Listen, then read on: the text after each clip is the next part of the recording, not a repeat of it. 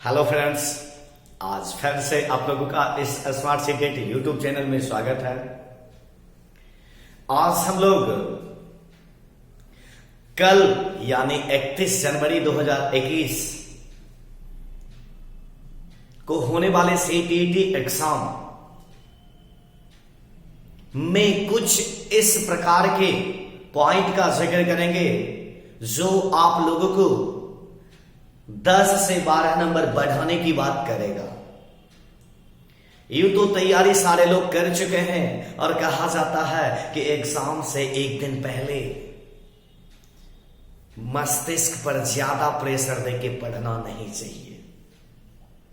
तो पढ़ना तो है नहीं, लेकिन जो अभी इस वीडियो में आप लोगों को देखने को मिलेगा उसे आप अप्लाई कर लीजिएगा एग्जाम हॉल में, तो 10 से 15 नंबर आप लोगों को बेनिफिट मिल सकता है। तो भाई हम लोग देखते हैं कि आने वाले आपके स्क्रीन पर कौन कौन सा पॉइंट आता है और किस पॉइंट को कहां पर किस प्रकार से यूज करना है और किस प्रकार से आंसर को टिक करना है, उसकी बात को हम लोग देखते हैं। तो भाई देख रहे हैं कि हम लोगों के स्क्रीन पर जो आया है वह सबसे पहले है और यह आप लोगों के लिए सबसे ज्यादा इंपॉर्टेंट शब्दावली है और इसको कहते हैं नकारात्मक शब्दावली। क्या कहते हैं भाई? नकारात्मक शब्दावली। अर्थात पहले से ही हम आप लोगों को बता चुके हैं कि प्रश्न जो पूछा जाता है वो भाई कितने प्रकार से तो प्रश्न पूछे जाते हैं, दो प्रकार से। एक को कहते हैं सकारात्मक और एक को कहते हैं नकारात्मक। यदि आप प्रश्न समझ गए हैं कि कौन सा प्रश्न है सकारात्मक कौन सा नकारात्मक, यहीं पर आप 5 नंबर एक्स्ट्रा ठीक कीजिए, एक्स्ट्रा ठीक कीजिएगा। तो भाई सबसे पहले हमने आप लोगों के सामने नकारात्मक प्रश्न को या नकारात्मक शब्दावली को इसलिए रखा है कि अच्छे अच्छे बच्चे एग्जाम हॉल में गलतियां कर बैठते हैं कि देखते हैं कि 1 नंबर ऑप्शन में सकारात्मक शब्दावली है, क्वेश्चन को नकारात्मक देखे हुए ही उसको टिक करके निकल जाते हैं और आराम से कहते हैं कि मेरा यह प्रश्न ठीक है। बाद में आने के बाद पता चलता है ओह हमने क्या कर दिया, हम तो सिवाय को देखा ही नहीं, हम तो अलावे को देखा ही नहीं, हम तो उपेक्षा को देखे ही नहीं, हम तो मात्र को देखे ही नहीं, हम तो केवल को देखे ही नहीं, हम तो बजाय को देखे ही नहीं। इस प्रकार के सारे लोगों के साथ घटनाएं होती है। तो भाई सबसे पहले हम लोग उसी मुद्दा की बात करते हैं और उसमें से देखते हैं इतनी शब्दावली से आप 5 नंबर एक्स्ट्रा ठीक कर सकते हैं एग्जाम हॉल में। तो सबसे पहले हम लोग इस शब्दावली की बात करें, फिर आगे देखेंगे और यह वीडियो पूरा तक देखिएगा ताकि आप लोगों को एग्जाम हॉल में 10 से 15 नंबर तक फायदा हो जाए। ठीक है, चलिए भाई। तो सबसे पहला जो हम लोगों के स्क्रीन पर है वह कह रहा है अलावा के अलावा। आपको यह क्वेश्चन जब पूछा जाता है, ध्यान से सुनिएगा, कि बताइए निम्न में से डैश के अलावे सभी सकारात्मक वर्ड है। डैश के अलावे बच्चों के लिए अपेक्षा होनी चाहिए। ठीक है, तो जब आप लोगों के क्वेश्चन में के अलावा मिले समझ लेना यह नकारात्मक शब्दावली है। लेकिन यदि आप लोग इस दोनों पॉइंट की बात कीजिएगा तो यह दोनों पॉइंट आपको कभी कभी सकारात्मक में भी मिल सकता है। ठीक, जैसे कहा जाएगा कि बताइए बच्चों के विकास में डैश के अलावा सभी नहीं होने चाहिए। तो सुन लो, अलावा और नहीं मिलकर सकारात्मक प्रश्न को बना दिया। याद रखना, जब दो नकारात्मक शब्दावली आ जाए तो वह प्रश्न सकारात्मक आंसर होगा, और जब केवल एक नकारात्मक शब्दावली रहे, केवल एक नकारात्मक शब्दावली रहे, तब उसका आंसर निगेटिव नकारात्मक होगा। लेकिन जब दो नकारात्मक शब्दावली आ जाए तो उसका आंसर सकारात्मक होता है। आप देख लेना अपने पुस्तक में जाके खोल के, ऐसी ही घटनाएं होती है। ठीक है, चलिए यदि हम लोग आगे की बात करें तो वही होता है कि अलावा जो कहता है भाई वही कहता है सिवा। जैसे आपको पूछा जा सकता है कि बताइए बच्चों के बेहतर विकास के लिए, बच्चों के बेहतर विकास के लिए आनुवांशिकता से संबंधित है सिवाय, आनुवांशिकता से संबंधित है सिवाय। मतलब एक को छोड़कर आनुवांशिकता से क्या संबंधित है। ठीक है, उसके बाद यदि हम लोग आगे की बात करें उपेक्षा, ध्यान से सुनना भाई, यहां पर दो शब्दावली आपको करेगा कंफ्यूजन। एक को कहते हैं उपेक्षा और एक को कहते हैं अपेक्षा। ठीक है, जब उपेक्षा की बात कीजिएगा तो यह नकारात्मक होता है कि आप आखिर उपेक्षा क्या कीजिएगा। जैसे कहा जाएगा कि आप बच्चों से समझने के लिए उपेक्षा करते हैं कि अपेक्षा, तो भाई अपेक्षा करते हैं ना कि उपेक्षा। उपेक्षा का मतलब होता है नकारात्मक, अर्थात आप मतलब यदि आप बच्चों को कोई भी पॉइंट समझाने का प्रयास कर रहे हैं तो आप उपेक्षा करते हैं, अर्थात वो नहीं समझे, ऐसी कोई बात नहीं होती है। उसके बाद यदि हम लोग ही की बात करें तो आराम से याद रखना भाई, यदि नकारात्मक शब्दावली आए ही प्रश्न में, ध्यान से सुनना, प्रश्न में यदि नकारात्मक प्रश्न रहे, नहीं लिखा हो, के अलावा लिखा हो, ही लिखा हो, ठीक है, तो उस प्रकार का प्रश्न में नकारात्मक आंसर होता है। और यदि प्रश्न सकारात्मक हो तो ये सारे नकारात्मक शब्दावली वाला उत्तर नहीं। तो पहले हम लोग नकारात्मक शब्दावली की बात करेंगे, फिर हम लोग देखेंगे कि क्वेश्चन पर क्या बहस होगा। ठीक है, ही कौन सा शब्दावली है भाई, ही है नकारात्मक। और एक बात याद रखना, आप लोगों को प्रत्येक सब्जेक्ट में, प्रत्येक मतलब पेपर 1 और पेपर 2 दोनों में ही और भी से प्रश्न पूछा जा सकता है। यहां एक लाइन हम लोग अलग से एक्स्ट्रा कर लेते हैं और यहां पर जो बात आएगी वहां आएगी ही और भी। इस दोनों की बात कीजिएगा तो यह दोनों कहलाता है निपात। क्या कहलाता है भाई, निपात। और इस निपात में यदि बात कीजिएगा तो यह कहलाता है सकारात्मक निपात और यह कहलाता है नकारात्मक निपात। मतलब ही का मतलब होता है केवल, जो कि केवल इसके सटा हुआ लिखा हुआ। जैसे कहा जाएगा कि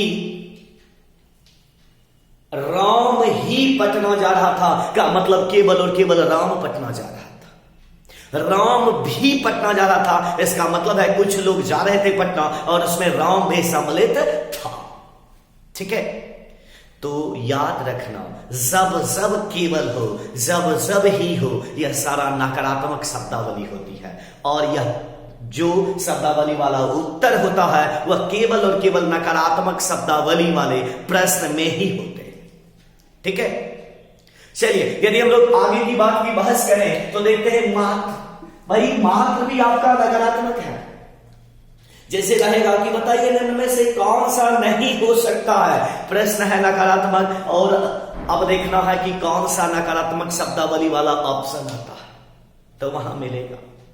आप विद्यालय से भाषा को सीखते हैं, आप पाठ्य पुस्तकों से भी भाषा को सीखते हैं, आप अपने पास पड़ोस से भी भाषा को सीखते हैं, आप मात्र और मात्र अपने माता पिता से भाषा सीखते हैं।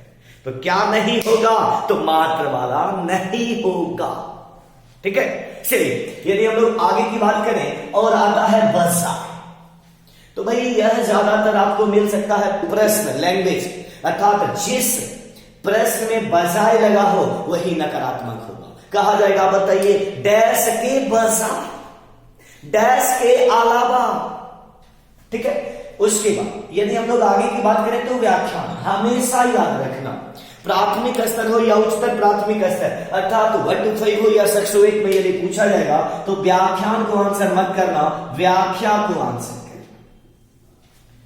ठीक है, व्याख्यान विधि प्राथमिक स्तर के लेवल में एग्जाम या पढ़ाने के तरीके में व्याख्यान शब्दावली का कहीं से कोई किसी भी प्रकार से जिक्र नहीं किया जाता। ठीक है, उसके बाद यदि हम लोग आगे की बात करें तो इसको कहते हैं प्रतिकूल। यहां एक और रहता है भाई अनुकूल। याद रखना भाई, जब जब आपको प्रतिकूल मिलेगा तो वह होगा नकारात्मक, और अनुकूल जब होगा तो यह होगा सकारात्मक।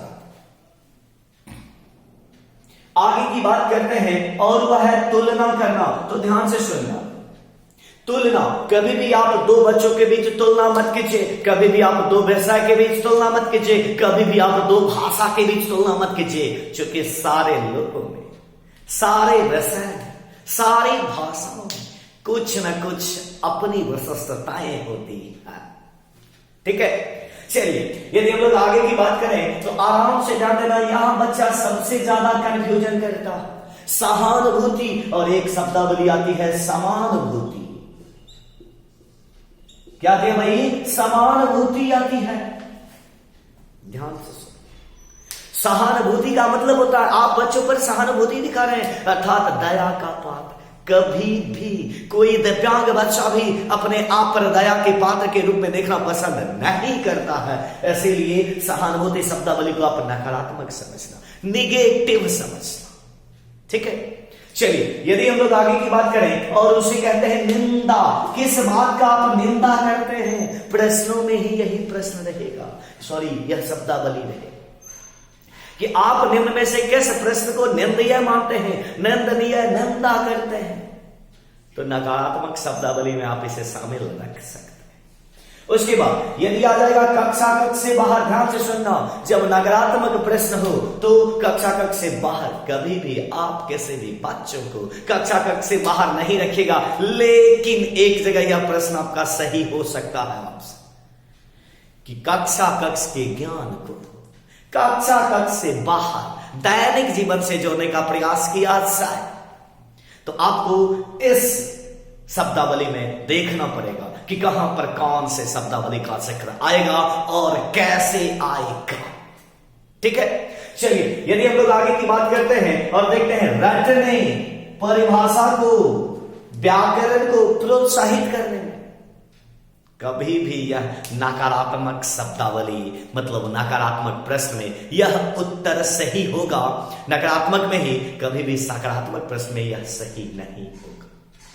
तो भाई कुछ बच्चों का मानना होता है कि सर हम तो नकारात्मक शब्दावली को समझ ही नहीं पाते हैं, आखिर नकारात्मक शब्दावली कैसे पता चलता है? तो प्रश्नों में जो जिक्र रहेगा के अलावे, सिवाय, उपेक्षा, ही, केवल, बजाय, उसके बाद रहेगा प्रतिकूल, उसके बाद आप लोगों को प्रश्न में नहीं शब्दावली मिलेगा। बाद बाकी जितने शब्दावली आप देख रहे हो, सारी की सारी शब्दावली आपको ऑप्शन में मिल सकता है। तो कहिएगा कि सर इसको हम यूज कहां करेंगे? तो पहले आप नकारात्मक शब्दावली को समझ चुके हैं, तो अब समझ लेना कहां यूज करना है, किस प्रकार से यूज करना है, ताकि 5 से 10 नंबर आप बढ़ा सकते हैं। तो कोई टेंशन मत लेना, आज से टेंशन मत लेना। टेंशन यदि हुआ तो समझ लो एग्जाम हॉल में यदि आप 120 के पायदान पर हैं तो 115 पर आकर गिर जाइएगा। तो हमेशा टेंशन की बात कोई मत लेना, टेंशन से टेंशन बना ही रहता है। चूंकि कहा जाता है, ध्यान से सुनना, चुंबक को देखिए, समान ध्रुव में विकर्षण होता है और असमान ध्रुव में आकर्षण होता है। जैसे कहा जाता है, ध्यान से सुनेगा, लड़का और लड़के का दोस्त, लड़के और लड़की का दोस्त, गलत मत लेना कोई।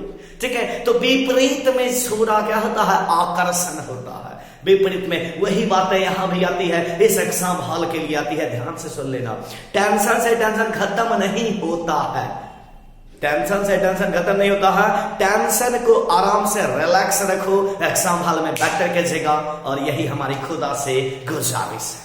ठीक है, तो वही देखते हैं हम लोग पॉइंट की बात। यदि इस पॉइंट में आप लोगों को यदि क्वेश्चन में नकारात्मक मिल जाए, जैसे मिल जाए के बजाय, के अलावा, सिवाय, किस बात की आप उपेक्षा करते हैं, उसके बाद केवल छोड़कर, उसके बाद मिल जाएगा बजाय बोल दिए कि प्रतिकूल है, सीखने के प्रतिकूल है। तो प्रतिकूल यदि कहेगा तो नकारात्मक शब्दावली वाला उत्तर कैसेगा। ठीक है, बाद बाकी जितना भी आप पॉइंट की बात करते हैं, सारा पॉइंट आपको ऑप्शन में मिलेगा। क्या मिलेगा? ऑप्शन में। तो ऑप्शन में यदि प्रश्न नकारात्मक हो तो ऑप्शन भी नकारात्मक वाला ही उत्तर होगा। और यदि प्रश्न सकारात्मक हो तो सकारात्मक ही उत्तर होगा, तब समझ लेना। यदि प्रश्न सकारात्मक हो, पॉजिटिव हो, तो इनमें से जितनी शब्दावली है उतनी शब्दावली में आने वाला ऑप्शन ठीक कभी नहीं हो सकता है। कभी कभी अपवाद में, अपवाद तो सारे चीजों का होता है, हम तो मनुष्य हैं, आपको पढ़ा रहे हैं, एक साधारण इंसान है, ठीक है। कुछ ज्यादा आता है, टीचर नहीं, कुछ आपसे ज्यादा आता है, इसलिए आपको बताने का प्रयास किया जा रहा है, ठीक है। तो देखते हैं भाई, कभी कभी आपको नकारात्मक शब्दावली वाला अपवाद में एक जगह पर उत्तर हो सकता है, एकाध जगह, उसको आप लोग जानते हैं, इतने दिनों से पढ़ रहे हैं तो आपको शायद पता होगा, ठीक है। तो हमेशा ध्यान रखना, जब क्वेश्चन नकारात्मक हो तो इस शब्दावली वाला ही आंसर होगा, और यदि क्वेश्चन सकारात्मक हो तो इतने शब्दावली में से कभी भी आंसर नहीं हो सकते। अब कहिएगा सर, नकारात्मक शब्दावली का प्रश्न कैसे पता चलेगा? तो बता तो चुके हैं, के अलावा सिवाय, उपेक्षा करते हैं, केवल, बजाय, तुलना, प्रतिकूल, जितना प्रश्न में ये लगा होगा समझ लेना वह प्रश्न क्या है, नकारात्मक है। जितना भी प्रश्न में यदि इनमें से एक को शब्दावली आ जाए, समझ लेना क्वेश्चन नकारात्मक है। ऐसे 2018 के बाद जितने 2 एग्जाम हुए हैं 2019 में, और दोनों एग्जाम में आप लोगों के लिए अच्छा काम कर दिया गया कि जो नकारात्मक प्रश्न होते हैं उसमें, जो नकारात्मक प्रश्न होते हैं, नहीं को अंडरलाइन कर दिया गया है। जाकर के 19 देख लेना जुलाई में और 19 के दिसंबर में, नहीं वाला में अंडरलाइन कर दिया है, ताकि आप ठीक ढंग से देख लीजिए कि क्वेश्चन क्या है, नकारात्मक, ठीक है। तो इस वीडियो में हम लोगों ने नकारात्मक शब्दावली को देखा। जस्ट कुछ देर में ही आप लोगों का जो अपलोड होगा नया वीडियो, उसको भी जरूर देख लेना। आज पढ़ाने की बात नहीं, आज एग्जाम हॉल में कैसे झंडा गाड़ना है और किस प्रकार के शब्दावली से आंसर करना है, इसी की बात करेंगे, ठीक है। तो फिर हम लोग मिलते हैं अगले क्लास में, तब तक के लिए गुड बाय।